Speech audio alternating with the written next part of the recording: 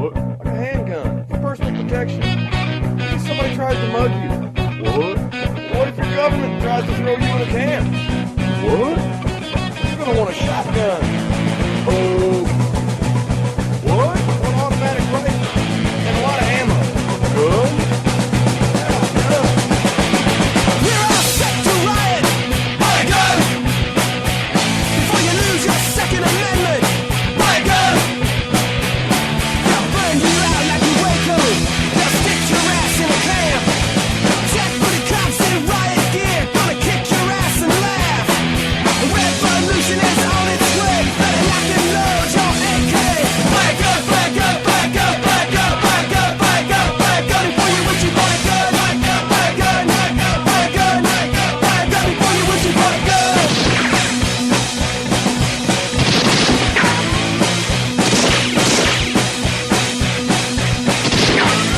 We're all set to riot. Buy a gun before you lose your Second Amendment. Buy a gun. Vacate your money to the banksters. They stole your pension funds.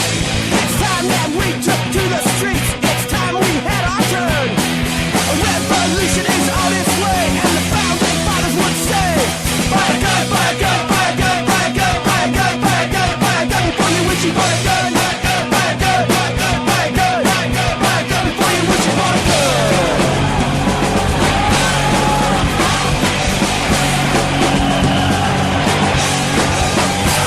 Get a riot in the streets. Revolution's not clean and neat. You got a riot in the streets. Revolution's not clean and neat. You gotta drag 'em through the streets. Ladies and gentlemen, thank you for waiting. It is Tuesday. I am live. This is PrimerTime on UCY.tv. My name is Michael. Nick is off tonight. He is sick child, so I wish my brother the best and best wishes to his young man. Hope he feels better. This is kind of odd. I was supposed to have a guest host, and we had a couple of issues come up with our connection here. So I don't know what happened. So we'll try to get him on here in a couple of minutes. Anyhow, it is the end of the year, so we can look back on 2016 kind of retrospectively through certain aspects of life, and we can see that firearm sales in 2016 outpaced firearm sales for every year prior to 2016. So once again, we've got we've got Obama being the greatest gun salesman for 8 years running. I'm sure Hillary helped sell a whole bunch of guns this year, and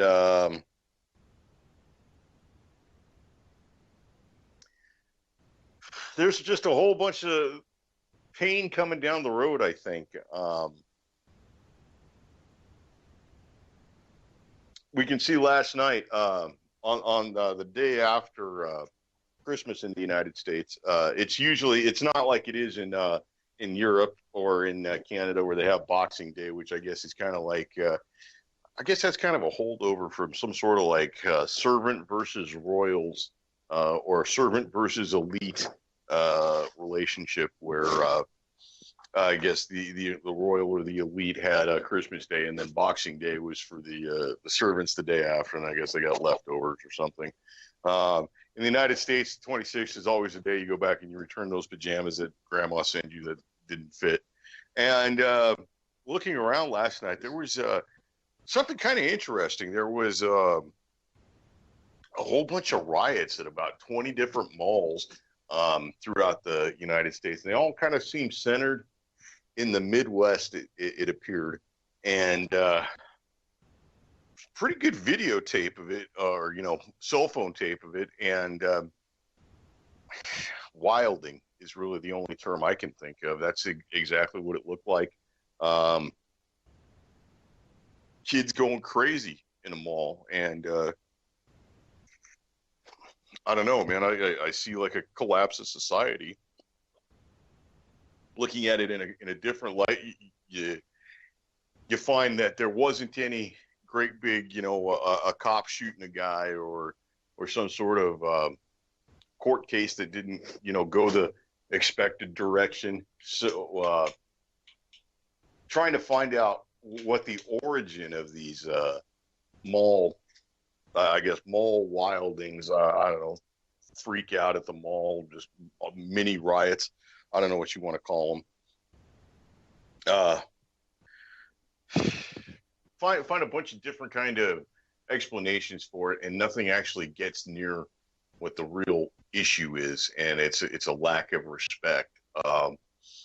CNN earlier today was blaming this on social media, that social media prodded this. Well, honestly, I mean, I see social media in a couple of different ways, but in this instance, I don't see social media as prodding anybody, because social media didn't do anything other than be like a cork board at the corner gas station or something. It just became a medium to exchange messages. There was the social media itself didn't incite anybody. And I think that shows the level of disrespect that major news organizations have for the people. Using buzzwords, social media did this. Well, no, it was the people using social media, and that gets into the same kind of argument that they make with firearms. We have to ban the firearms because people are getting shot and the guns are killing people. No, the guns aren't killing people. The people who pick up the gun and use it are killing people. There's a complete lack of the concept of self-control, respect, and personal responsibility.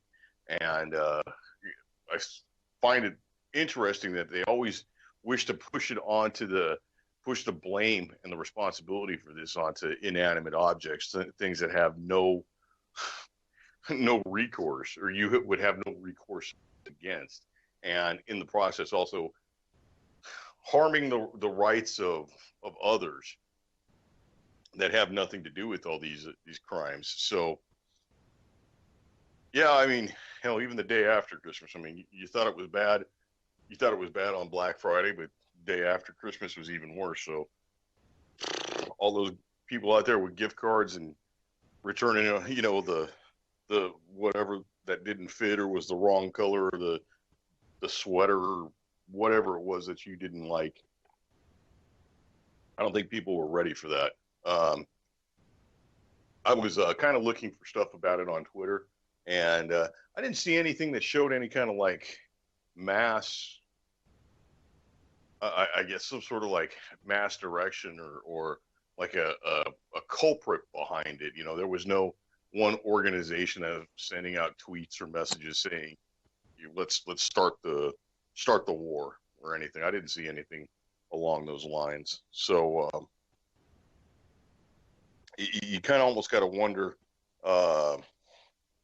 if it's a mass consciousness, and I really don't think it is a mass consciousness, because you can't call a group, I guess, like a group desire to get free stuff and destroy. That's not necessarily the same thing as a mass consciousness or a larger, greater awakening of ideas. So once again, I go back to the lack of personal responsibility, crappy. Hey, Mike, I'm here. Hey, thank God. Everybody, tonight's special guest, Chris J. from Voice of Rebellion Radio. Chris, pimp your shit. Hey, well, my Skype pretty much just, it froze up at just the most opportune moment right there. It's like, that sucks. But, tonight there's quite a bit to talk about. And one of the things I found interesting, with all the Netanyahu talk, and now Netanyahu kind of went into the attention of the average American after there's the outrage between Israel and what could be staged or real outrage at the United States. And also, I found it funny. I saw the Netanyahu actually under investigation over there in Israel. I was like thinking, well, Netanyahu under an investigation over there. That's like when the police investigate some trigger-happy cop, and then they say that nothing went wrong. I mean, Netanyahu getting investigated by them. That's a joke. And this whole UN. Well, let's back up and bring out why Netanyahu is kind of a topic here that you and I discussed a little bit earlier today. There was a UN resolution that was passed, and something that was fairly unusual was the United States kind of got out of the way and let the resolution pass. And the resolution called for the Israelis it condemned the Israelis for building the settlements. And there's been a great big amount of butthurt on TV about that. You got a couple of those things, didn't you?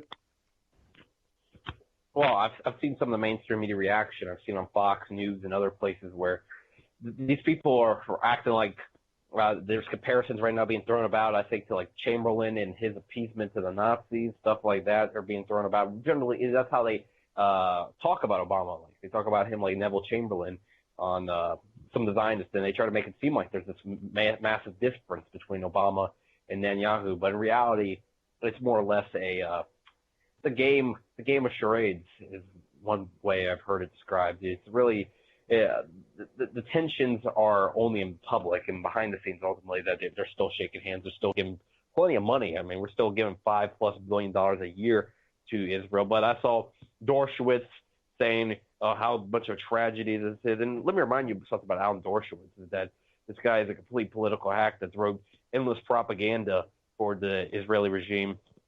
And Alan Dershowitz, about 2 years ago, I was talking about him on one of my shows back when I was still on Stable Old Radio. And you can if you go to Blog Talk Radio, look up Stable Old Radio, you can find this show way back. It's in about January 2015, where I talk about Dershowitz being implicated in that scandal with pedophile Jeffrey Epstein and Prince Andrew. But I think the things were pretty much, it's been long delayed. I don't know. Exactly. Well, it actually there was a court case about it, and Alan Dershowitz ended up suing the two Jane Does that made the allegations. And honestly, I kind of found that to be a little bit telling in itself. I mean, aside from the interview where he gave on CNN, where he said that he made a large Freudian slip and said that he was going to do his best to obfuscate the truth or something along those lines.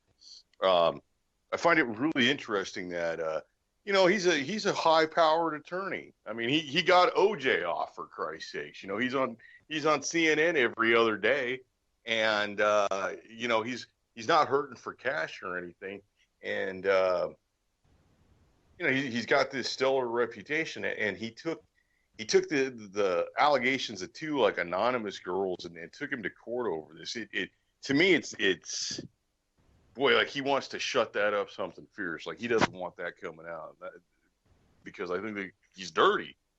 He's dirty. He went there a bunch of times, and I mean, on top of that, he's dirty about other things. And then today with the several times he's been on TV talking about the Palestinian thing, I mean, it's just crazy hyperbole that's coming out of these people. Blatant propaganda. That's what's coming out of Dershowitz and coming out of these other people on Fox News, and that's where the heaviest of it is. And they play the card to the average rural American, make it seem like that the Obama administration has been actually anti-Israel, and that the fact is that that's and that we need to, and that if you hate the government, or you hate the current state of the government, then you should be pro-Israel, because being pro-Israel is somehow counter to the current status quo. But in reality, it's always been pro-Israel. Obama's pro-Israel. Bush was pro-Israel. And every other president, all the way going back to LBJ, and then JFK was the last one to actually do anything against what the Israelis wanted, and you see what happened to them. And that's what every president since the establishment of Israel has kind of kowtowed to the Israeli lobby, even when Israel was really, really tight with the Soviet Union in the days of the Cold War. Well, both countries were tight with Israel at that point, when Stalin and Israel were pretty tight in the late 40s, going into the early 50s, and all the way up to like 61, they were very tight, and then the Arab. What year did the NABCA happen? That was 48, and then they. The 67 war was really what kind of split them apart. Right. You know, But they really started. The Soviets started moving more towards, I think, the Arab coalition near the time of the NAVCA. Well, I guess that's where, not necessarily near the time of it, but in the aftermath of it. And NAVCA was a great, big, huge slaughter of, well, a pure massacre of Palestinian villagers in a village called. After that, they kind of looked past the Nakba, because the Nakba happened. That's what created Israel, pretty much.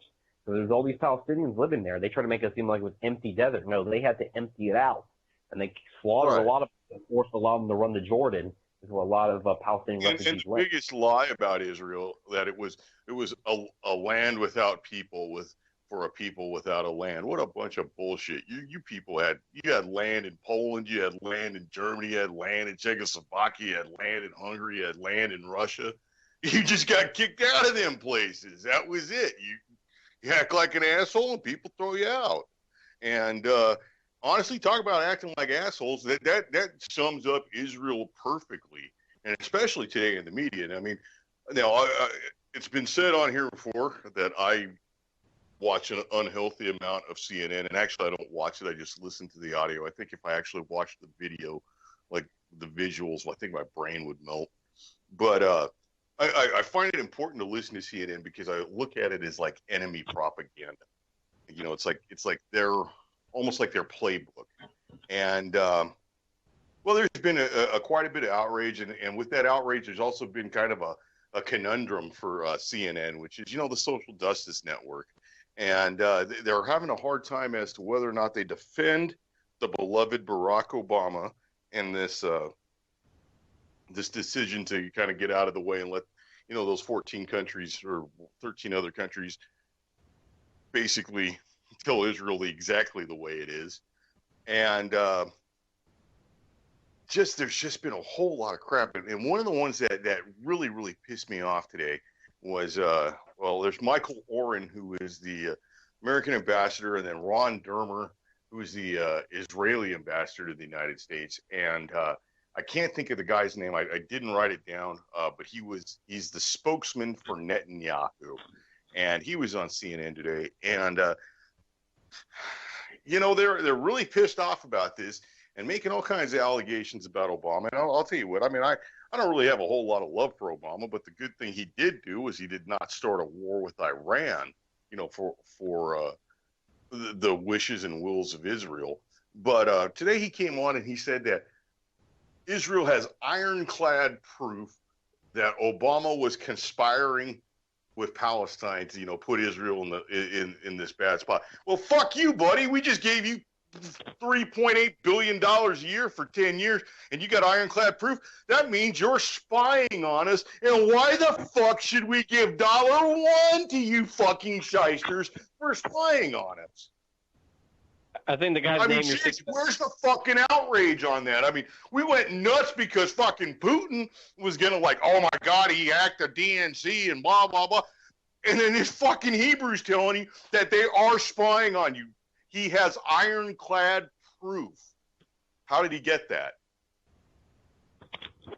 And was the guy's name they were talking about was Mark Regev, right? Was the one you're talking about? No, some kind of a young guy? It was a different one. It's a newer guy. He's younger than Mark Regev. I just typed in Israeli spokesman. That's what came up. He was on with Don Lemon today. And this is old. It says that in 2015 he stopped. I don't know why when I type in Israeli spokesman, fucking Google, it gives me the old Israeli spokesman. I don't know. Is that just to confuse the shit out of people or something? Yeah, keep them in dark, feed them bullshit, you know, the mushroom treatment, you know, baffle them with bullshit. But I'd really like to discuss the fact that they don't want to deal with Obama. They find this to be some sort of, you know, treasonous, and I'm using like the air quotes when I say treason because the tail does not wag the fucking dog. You know, I mean, this little pissant fucking nation of 8 million people that's like not even as big as fucking New Jersey gets $10.8 million a day from the American fucking taxpayer. $10.8 million. I think it's 15 a million a day actually.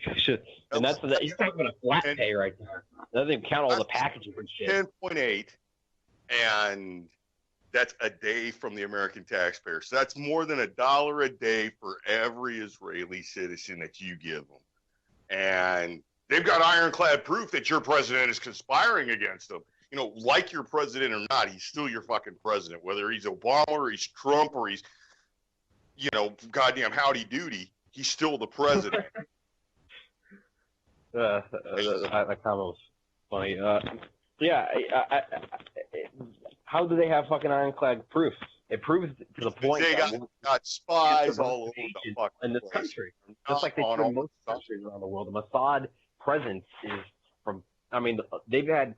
And there's all kinds of accusations that they've been involved in stuff, including like the Iranian. Remember when the Iranians supposedly bombed that synagogue down in 1994 down in Argentina? I'm pretty sure that was a Mossad operation, and that's all the way in fucking Argentina. That shows their grasp on the planet, that they can get involved with stuff all the way. I don't want to sound like kind of like I'm ranting or anything, but seriously, you trace every bit of bullshit in this world, every bit of like evilness. And 98.9% of the time, when you're going through it, you're going to find that common denominator. The same one every time, just like it's been found through history. You know, I mean, look, you don't get kicked out of 109 nations, 84 nations 109 times and get to blame everybody else. You know, if you get evicted from your apartment, and every apartment you live in, you get fired from your job, and every job you have, you get thrown out of every bar and restaurant you ever go to. The problem isn't your landlord. It's not your boss. It's not the waiter or the bartender. It's you. You're the asshole.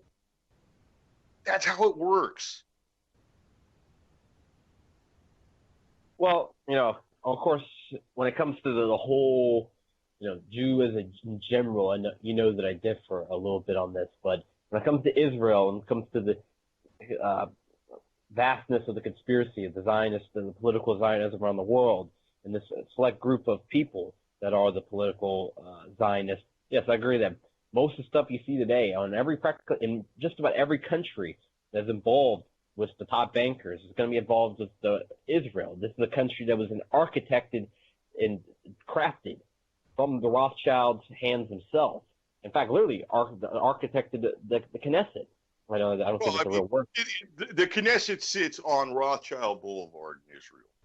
I mean, that's just that's the address of the place. It's like 666 Rothschild Boulevard. The Israeli Supreme Court, yeah, is on Rothschild Boulevard. I got that. I've gotten that one confused actually before, just for the factual, just to be factual. But yeah, it's true. Is that the Rothschild footprints are all over that country, and a country, again, like you said, it's the size of Connecticut, a little tiny state here in the United States, and they get more aid than all our major cities that are falling apart in this country.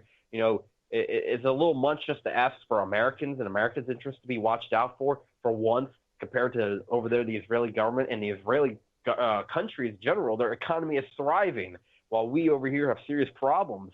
We have cities still that there's massive unemployment, Detroit, Chicago, and a few other cities like that. You know, in Chicago, we have a massive problem, not with infrastructure, not just with infrastructure. Got so many massive problems. I mean, like, consider some of these things. Like, over the Christmas holiday, there were 67 shootings. Just over the Christmas weekend. 67 shootings, 11 deaths. You know, Merry fucking Christmas. Thank you, Mayor Rahm Emanuel, ballerina and member of the Mossad, member of the Israeli army. You did not serve in the American army, you cocksucker. I can't say enough bad things about that asshole. I'm actually kind of surprised. I was expecting to see Rahm Emanuel be I thought he was going to be potentially the vice presidential candidate for Clinton, though I was thinking Weizmann Schultz for a while. That was the one I was actually thinking primarily. I was thinking that it was going to be Clinton, Schultz, and then I was kind of surprised when she picked Kane. But the whole election in general surprised me how the way it went down. But yeah, Rahm Emanuel. Well, you know, it surprised me too, because I was fully prepared for a Hillary victory. I mean, I to be honest with you, I've been saying Hillary victory since like 2011. You know, I mean, I kind of knew that's the way it was going to come out, And I mean, I didn't think that she was going to beat Obama in the second term. I knew that was, a foregone conclusion. I mean, she's got no personality versus, this young dynamic dude. Yeah, he's going to win. But this last one, I honest to God, thought it was going to be Hillary, and I thought it was going to be Hillary wrong. And I'm truly surprised by it. But I'm not being snowed by it because, well, shit, man, we're headed for the greatest bankruptcy in the world. And while we're going to bankruptcy, we don't even get to discharge our goddamn debt to Israel. We still got to pay that. I mean, they're worse than fucking school loans. I mean, Israel's like a fucking tax you can't get rid of.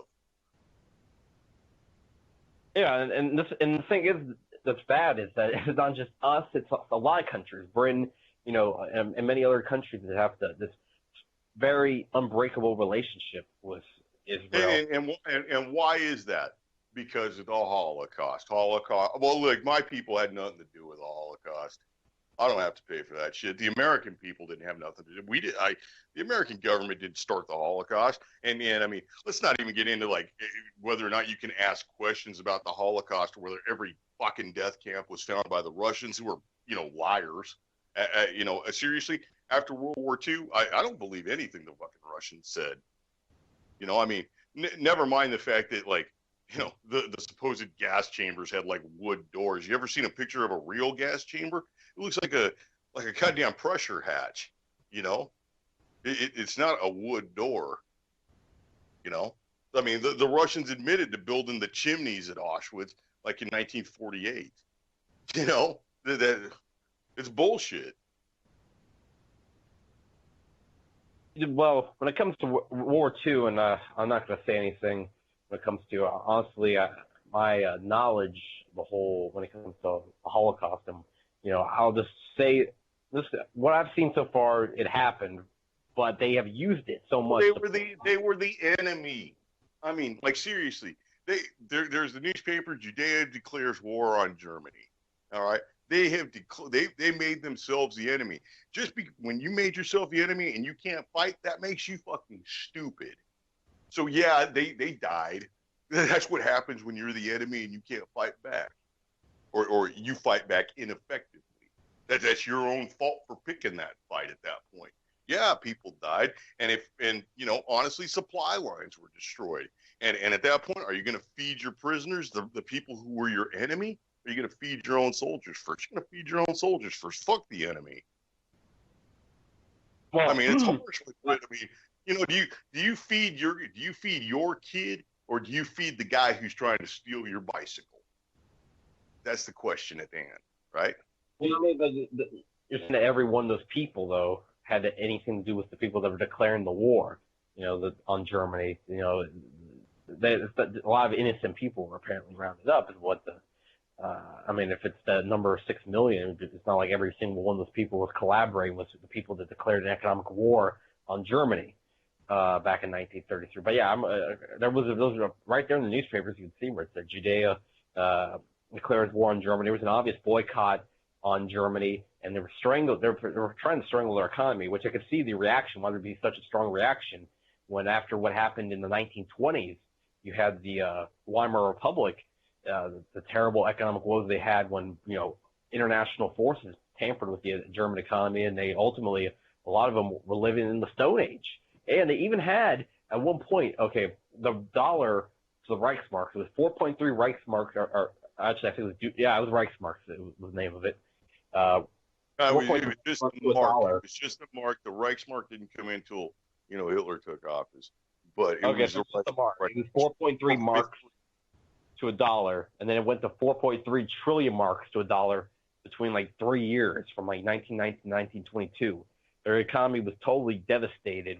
So you can see why they had this extreme passion, towards their cause, because they saw. So just remember that it was 4.3 Reichsmarks to the dollar, and then 4.3 trillion Reichsmarks to the dollar, and then remember that like the $20 bill is like the new $5 bill. Yeah, I mean, we're having inflation here, and the question is, when does it become hyperinflation? That's probably around when the dollar collapse happens. We'll see could see something similar to the German scenario back in the 1920s. We've seen hyperinflation happen a few times in different countries. in Zimbabwe it happened, and it was a result of an economic war by bankers on Mugabe because Mugabe wasn't playing ball anymore. So they tried so hard to strangle his economy, and they pretty much did, and they were pretty successful at it. Now they don't even use the Zimbabwean dollar; they use the Chinese dollar now, the Chinese yuan. They use the Chinese yuan, and that's something that while the United States is paying all kinds of attention to whether or not Israel has a pot to piss in, and then listening, well, if you don't like that, you should just give up your cell phone because your cell phone chip was made in Israel. Well, it was only made in Israel because the United States pays to defend and feed and help and give you fucks health care while you pick fights everywhere in the world that the United States has to come in. Oh, but you're our only friend and we're the only democracy in the Middle East. Guess what, cocksuckers? We didn't have no enemies before you people showed up. What is interesting is that, talk about how Israel's earned us some friends, and I say that sarcastically, is that Egypt and America were apparently going to become friends in the 1950s. And it was one of the first times that we've seen Israeli sabotage against the United States when the Israelis pretty much activated a terrorist cell inside of Egypt in order to attack Americans. It was called the Levant Affair. This is before the USS Liberty, and this is when Eisenhower was cozying up the Gamal Nasser, who, if you don't know anything really about Nasser, is that he was a nationalist, kind of like a Chavez character, but over there in the Arab world, and nationalist. He was socialist, and not a national socialist, but a nationalist and a socialist. And he was he didn't take any side in the Cold War officially. He was against the Soviet. Well, he wasn't against the Soviet Union, but he wasn't, bowing down to the Soviet Union, and he wasn't really bowing down to the United States either. He was kind of like Tito. They were kind of in the middle. But Nasser was also, but he was very anti-Israel. And Nasser and America, I guess, were cozying up. The Levant Affair happened, and all of a sudden we were enemies. And Egypt and the United States almost went to war with each other in the '67 war. In fact, we almost nuked Cairo over the USS Liberty incident because Israel attacked the USS Liberty, and the official story was going to be that Egypt had attacked the USS Liberty and that Cairo was potentially going to be nuked. And Lyndon B. Johnson didn't give a shit that Israel had attacked the USS Liberty. He said, I don't care if every one of those people drown, we're not going to embarrass Israel. That's kind of shows how quickly it went from. So it makes me wonder, like somebody like LBJ, who is completely fucking dirty on so many different levels. He's not going to embarrass our friends in Israel. And then all the way to somebody like Lindsey Graham, who, Christ, I can't even think of the amount of stupidity that comes out of that man's head. I mean, for Christ's sakes, he's the guy who invented the fractional reserve dead Jews when it comes to the fucking Holocaust. He's the guy who said, well, there's 7 million Jews. Well, what? I mean, for Christ's sakes, first it was 100,000, and then it was like 4 million, and then it's 6 million, and now like what? We're getting compound interest on these sons of bitches. I mean, 7 million. I mean, just keep on making shit up. I mean, it makes me wonder why does Lindsey Graham talk like that? Is there going to be like some Mossad agent who releases the videotape of him with with the live 14-year-old girl or a dead 12-year-old boy? Yeah, I called him a homo. Yeah, he looks like a goddamn child toucher to me. He sounds like a child toucher. He acts like a goddamn pervert. Lindsey Graham, he acts like he's got something to hide. He acts like somebody's got something on him. And be honest with you, I think it's the Israelis. I think the Israelis got a lot on him. They keep, and if you remember, he's the guy who threatened, if we don't do whatever it was that we had to do for regarding Al Qaeda or Israel or whatever, Charleston Harbor was going to have a nuke in it. I mean, this son of a bitch is threatening the United States, and he's like an elected representative. Who do you work for, pal? I mean, do we got to check you for like circumcision, the rabbi's love mark? I mean, what the hell? Lindsey Graham is this guy is ultra Israel to the extreme. I mean, this guy, he's like to the Ted Cruz level of pro-Israel. Is that he's like one of those people who was saying that Donald Trump wasn't pro-Israel enough for America, so we need Ted Cruz. And I mean, the way Lindsey Graham acts, it's like a robot. He's just another robot in the establishment. And I wonder, I think that at the very minimum, the dude probably is. I mean, isn't he? He's a bachelor, right? That's what he says he is. So it's probably. I think the guy is a homosexual, and to his constituents, that'd be. He doesn't want that revealed, but I really hope it's not. Man, he's in the middle of the Bible Belt. He's where he represents, there's a lot of religious people who believe, in the way that America should be. And yeah, no, if that got out, yeah, there'd be all kinds of like cranky about that. So yeah, he'll say whatever he has to say to keep that tape locked up. And when I say something a lot worse, I hope he's not implicated. I mean, it's like I would think though to average American and how America is today, I don't think that him being revealed as a homosexual would be that huge of a deal, but maybe in his area. But I really hope it's not something like you were going along with. Is that you know what? Hey, look, it happens. It happens, and it happens a lot. And I mean, we can just even go back to somebody else who's kind of topical in the news. Breitbart. He's been dead for 5 years, and they keep on saying, "Oh, well, Breitbart's anti-Israel." Number one, that means somebody who has never read Breitbart, because every other story is about the poor plight of the Jews and how Hamas is doing stuff too, and Christ, they've got human shield factories popping up all over the place, and we got to bomb those and blah blah. And by the way, human shield factory is a joke. It just means pregnant woman. So it's not necessarily a right wing site. But then you look at Andrew Breitbart, who said that in a tweet, it was not long before he assumed room temperature.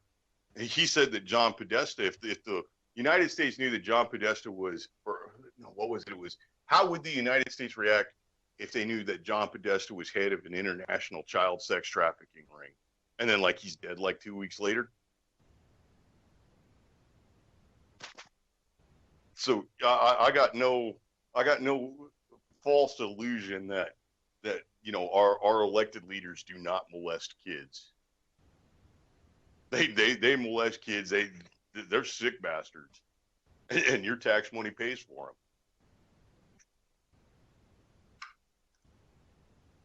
Did I lose you? I think I lost you. I guess we got the shut it down.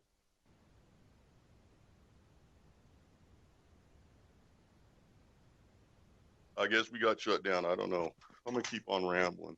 So anyhow, that's kind of what's going on. So I mean, look, American people, you're being robbed blind. You are being robbed blind. You have cities in this country that are almost unfit to live in. The water in the Rust Belt, which is the heart of American manufacturing, you can't drink that water. It's full of lead poison. And honestly, lead poisoning causes violence. In the United States, when they removed lead from gasoline, the violence dropped. The violence levels in the United States dropped in 2 years. I mean, to a fraction of what they were just years before. I mean, we're sacrificing the good of our people for a nation that claims to be our friend and is not our friend, does not act in a manner that friends that. We're acting for a nation that actually puts the American people at risk every day, puts people like my brother who's in the United States military. I mean, seriously, half the shit that goes on is because of Israel. And you look at things that happen in the Gulf War, Americans getting shot by snipers. Well, there was, the infamous Juba the sniper who filmed all of his kills and all of his hits. And turns out that Juba the sniper is an Israeli. So we have an actual Israeli citizen, Israeli military member or somebody shooting at Americans, and then they're passing it off onto, the evil, bad Arab, so we can continue this war and keep on sending your family members over there to possibly get blowed up.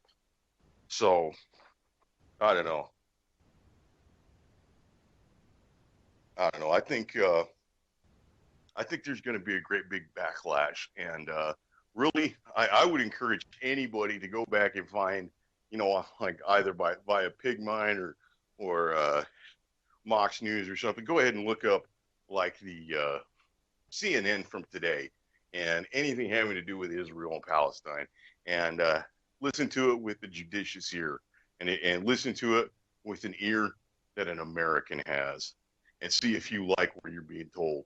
I mean, they have ironclad proof How do you get ironclad proof? You're spying on us, you dirty sons of bitches. And they have the gall to ask us for more money. And then they act like they're entitled to some sort of United States protection. No more from me. No more from me. I dare say that they are the enemy. And yeah, I got no problem with removing them. I ain't saying build death camps or anything, but send them on plane tickets. You know, they are the only people with a right to return anywhere. Go home. Go home. No more of the bullshit. And I tell you what, take your goddamn perverted media. Hey, Michael, can you hear me? Thank God you're back, because I was just ranting and probably going to say something stupid. Yeah, I don't know what happened. I was like in the call, but apparently you just couldn't hear me anymore. But I believe you got shut it down. Well, because I was talking about Lindsey Graham. Oh yeah, because I was talking about that. I was saying that, yeah, it's like I don't give a shit, about the, if it's only like what I was hoping that Lindsey Graham is just a homo. But if Lindsey Graham is involved with like Dershowitz Epstein type stuff, then yes, this it should be. I think if that's found out, and if more politicians are to be exposed, like if they were exposed like that Speaker of the House was. I think that's the kind of stuff that could bring out, people. All right, we could bring up somebody like Cynthia McKinney, right? We could bring up Cynthia McKinney. She said that every United States politician basically has to sign a pledge that they will defend Israel, and if they don't, they experience insane amounts of competition in their next election. And then what happens? All those brand new senators always end up on some trip to Israel so you can see exactly how wonderful it is. The Israeli government pays for it. Yay, considering we give them $10.8 million a day. So you're paying for it in the end.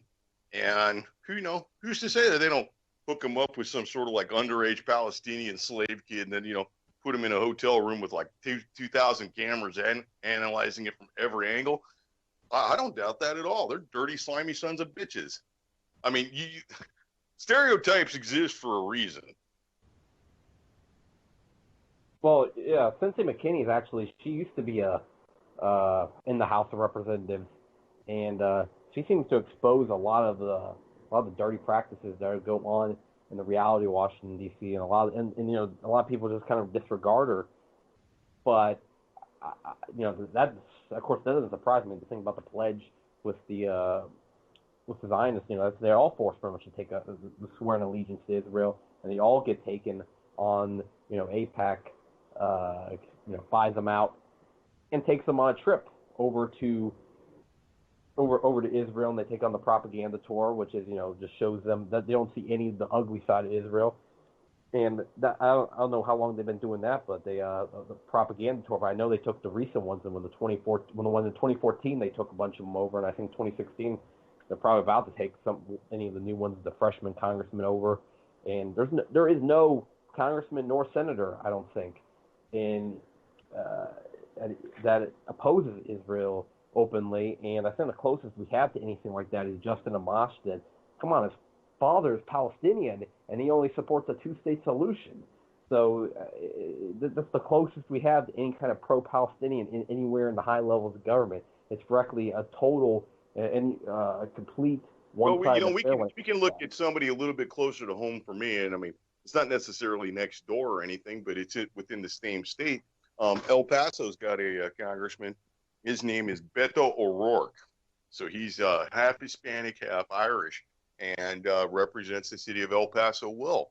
And he made the great mistake of standing against an increased appropriation to Israel. He wasn't trying to deny Israel any money that they weren't already getting. He was just trying to deny them more, considering we have great, big, huge problems.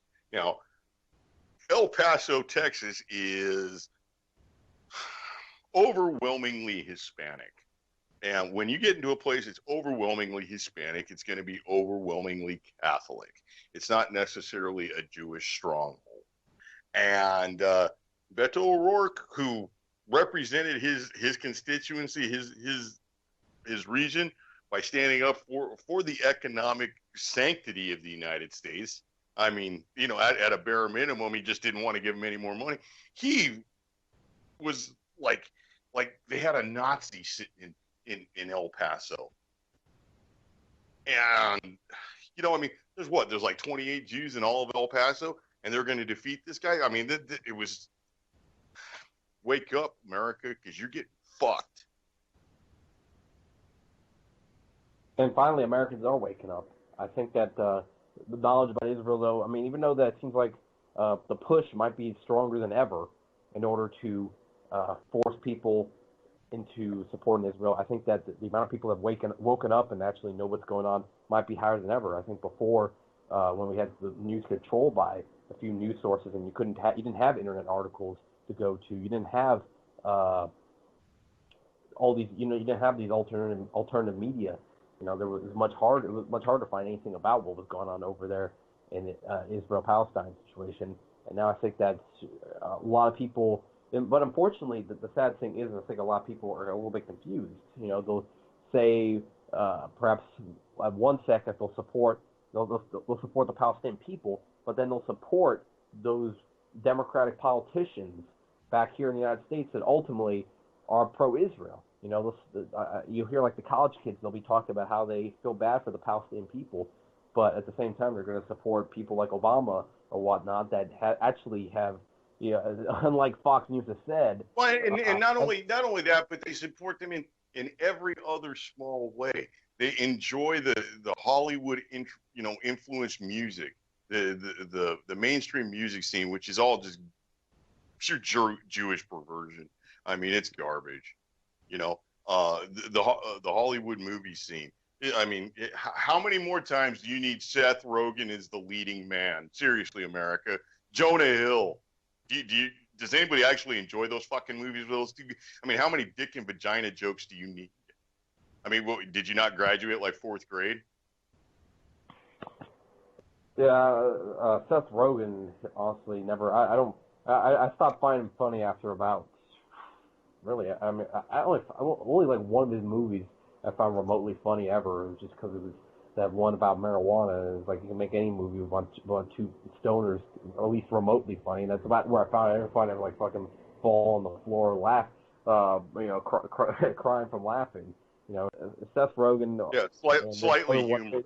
They put what it's the push is that it ultimately is the liberal Zionist faction of Hollywood is that they will be liberal on social issues. But then when it comes to Israel, they're going to be hardcore, right wing when it comes to supporting Israel, and that's what Seth Rogen is, and that's what a lot of Hollywood stars are. It's a little bit of a break from the hardline conservative Zionists like you see Netanyahu, but those are not the ones that are for American consumption, if you know what I'm saying, for American consumption for them to watch and for them to try to win them over with a comedy rather than with ideological hardline stances. They put these people like in Hollywood or whatnot. And again, I don't tend to generalize.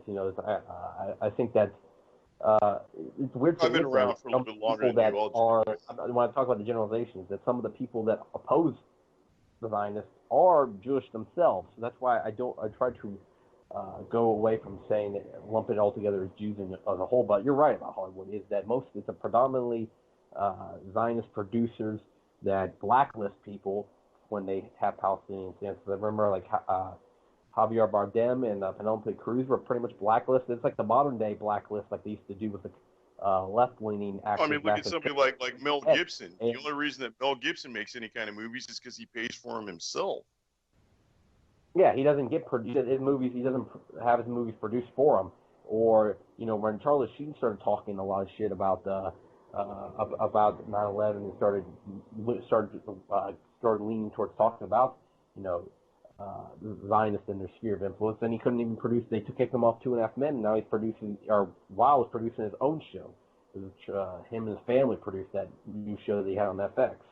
So that's the way they do it. Is that when you get you might not necessarily get banned completely from your things being shown, but you have to produce it yourself and you make a lot less money compared to the people that are on the good side. And Hollywood, Hollywood it is a lot. It's perverse. It's perversion what Hollywood is, and it's poisoning the minds of the young people. It's very, very similar to the decadence of Weimar Germany. And Weimar Germany was very, very interesting times. Americans should probably pay a little bit of attention to it because we're going into something that's very, very similar to that. Look at the perversion that was there. I mean, what was the name of I can't remember, it was something Strasse, that it was like the hooker street. And it was the mother and daughter street. You could get mother and daughter, you could get a pregnant woman, you could get a pregnant underage girl, whatever you wanted, as long as you had the cash. And yeah, they love that. That's exactly what they want, because guess what? They got your cash. They got $10.8 billion or $10.8 million a day from you. And just something else I kind of found to be funny was, when all this outrage and butthurt, Israel says, well, they're cutting off their funds to the United Nations. They're no longer going to pay the United Nations. Well, guess what? They only pay them $10.4 million a year. And once again, the United States gives Israel $10.8 million a day. So you don't have the influence you think you have. The only thing you got is, well, the Samson option. Let's call a spade a spade. Y'all got nukes pointed at every place. You probably got a nuke in every goddamn embassy around the world. I don't trust those sons of bitches, not one bit. The Israelis, it terrifies me, in a sense. Is that the fact is that how willing these people are. I know that these people are psychopathic enough, and they have this belief, this strong belief. It scares me whether or not they. The question to me is whether these people at the top actually believe their lies, that they're divine gods, and all this master race bullshit that they talk about all the time, how white supremacists are pushing the hate against them, but they literally push out the same shit, just turn around. And the other thing is, they're white until it's convenient for them not to be white. That's something. And don't get tied up in some cocksucker like Alex Jones, because remember, he said that the Arabs run Hollywood. And then, I guess recently he said that the Chinese run Hollywood. Well, I find it to be really interesting that there's no problem to call it out when Mohammed runs Hollywood or when Chang runs Hollywood. But if you say Shlomo runs Hollywood, you're in trouble. Yeah. Alex Jones, I can't believe, that reminds me that Alex Jones has turned into pretty much just like a Fox News host. That's what he practically is. He's just a Fox News host. You know what? Honestly, I'll bet you that dude's an Adderall addict. The way he runs around, explode. Yeah, that dude's all piped up on some methamphetamine salts. That's exactly what he is. Hey, listen, we got 5 minutes to go. I got to do something we do every show, and it's basically the entire reason why I do this. You got to do the 4 rules of gun safety, and it's something that really kind of hits home with me. Firearms is, basically the premise of this show tonight. We were off a little bit, but talking about Israel, yeah, we might as well get some firearms in on that one too. But honestly, well, I'll just say it now. Every time that there's some sort of gun control push, you can find a Jew behind it. So let's take away some ammo from them and talk about the 4 rules of gun safety. So first rule is every firearm is loaded until you visually and physically inspect and ensure that it's not loaded. Rule number 2 is keep the muzzle pointed in a safe direction at all times. Don't cover anything you don't wish to destroy with it. Rule number 3 is know what your target. 3?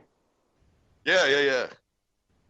Oh yeah, keep your booger hook off the trigger until you have your sights on the target. Yeah, that's pretty close. Yeah, that's close enough. We'll go with it. Rule number 3 is actually know what's your target, know what's beyond your target. And rule number 4 is keep the booger hook off the bang switch until you are ready to discharge the weapon. So yeah, you're pretty damn close. I was just going off this list that on Google. Sorry, that switched.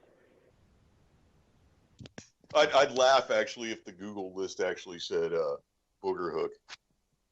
Well, I added that in. I know that's PrimerTime. So. Well, damn, we don't have as much reach as I thought we did. Yeah, that'd be cool. Yeah, it's keep your booger hook off the bang switch. If they had that on the Google. But you told the story about how that you ran into that one random person, or your brother did, right? About my brother. Yeah, that kind of freaks me out. That actually kind of freaks me out. I think if that would have happened to me, I don't know. I think I might have hit the dude in the head and then hit the body or something. That's just a little bit too creepy for me. Yeah, that's like one of those things you almost like run in the other direction. You just got sprinted at that point. That's a Mossad agent or something that's been watching you. I mean, considering that PrimerTime does have like better Nielsen numbers than some of the MSNBC broadcasting, I mean, I could see it, but nah, that would scare the shit out of me, to be honest with you. Oh yeah, well anybody can beat MSNBC. What they get, like 73 viewers for some of their garbage shows. Yeah, basically, yeah, like All In with Chris Hayes, or what was the Mia Farrow's kid, Ronan Farrow? Jesus H. Christ, come on now. Anybody actually watch Up with Joy Reid? No. You watch that because you can't reach the TV at the dentist's office. That's the only reason anybody watches that. I'd almost be willing to bet that like 30% of like the MSNBC audience is people who are like stuck in bed on ventilators and it's just the TV on in the room. I forgot some remark. I forgot who said that about what show, but it was like something. It's like, oh yeah, a good portion of C-SPAN's audience are old people that haven't been discovered that they're dead yet. That's the MSNBC's viewers. Yeah, people with remotes that the batteries are dead. They can't get up off the couch. That's the viewers right there. That's us. We're out of here. Everybody, thanks a lot. Thanks, Chris. I appreciate your stuff. Pimp your stuff real quick. Sunday nights? Yeah, Sunday night I'll be on. That's now 2017. That will be January 1st, 2017. I'll have more details on that later. I'm looking forward to it. I'll be listening. Everybody, thanks a lot. Stick around. There's more radio coming on. And avoid the merchant at all costs.